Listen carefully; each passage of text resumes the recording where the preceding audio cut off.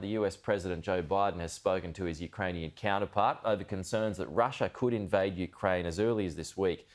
Let's go to Joe Siracusa. He's our political analyst and professor at Curtin University. Joe, good morning to you. So is it happening or is it just a bit more saber rattling? Good morning, Pete. Hey, look, it's crunch time. In the last week, the United States has told its people to get out of Ukraine.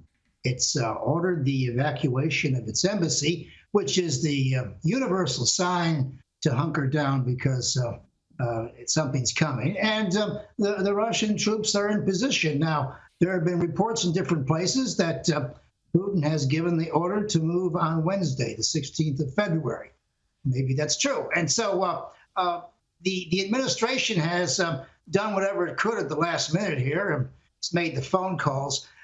I'm a little disappointed with President Biden, actually. I mean, it seems to me that there should be sort of an executive committee meeting going on in the White House or in the State Department around the clock until this is settled, because not only is the regional security of Europe at stake, but this could easily slip into a nuclear war, for goodness sake, whether it's some accident in the Baltics or the North Pacific or the Mediterranean. This can slide in different directions. I was amazed that Secretary of State Blinken was in Fiji offering them an embassy the other day at the height of the crisis. I mean, I'm getting the impression here that the Biden administration has given up.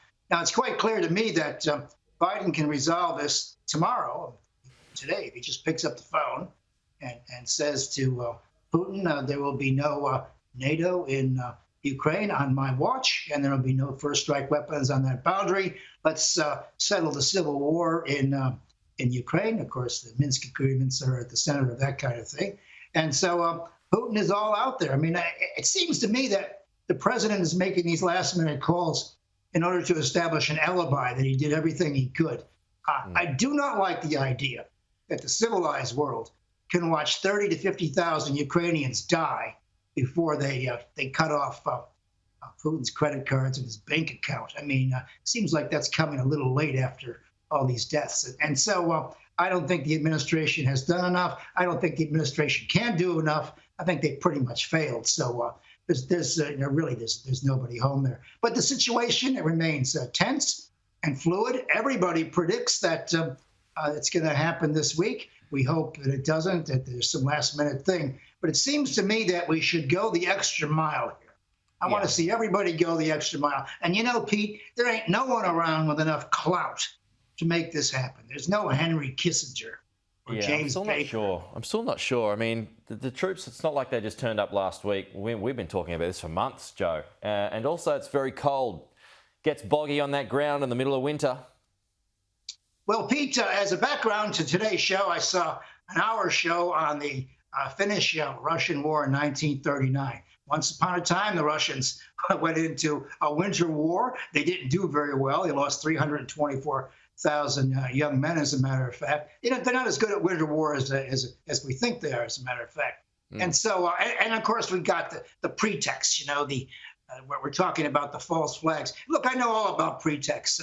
Lyndon Johnson invented the Gulf of Tonkin incident that didn't happen. And recently, George W. Bush invented weapons of mass destruction. You know, governments lie about why they go into different places. But the thing is, the risks are very, very high.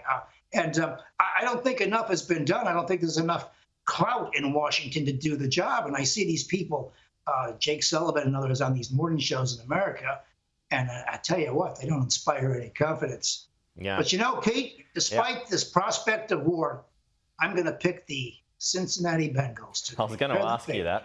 You're going against the home team, Joe. Well, you know, if the Bears don't win, I really don't give a damn who wins. We've been out there for so long looking for a Super Bowl game. But the Bengals are very, very exciting. They got a young quarterback. And, you know, what Americans feel about the Super Bowl the way Australians feel about the AFL final or the Ashes. It's that little time in America where we can just forget all of our problems and come together and see a great football game. So we're counting on that. Yeah, and that halftime show too. Hey, Joe, good to chat. We'll talk to you soon. Okay, thank you.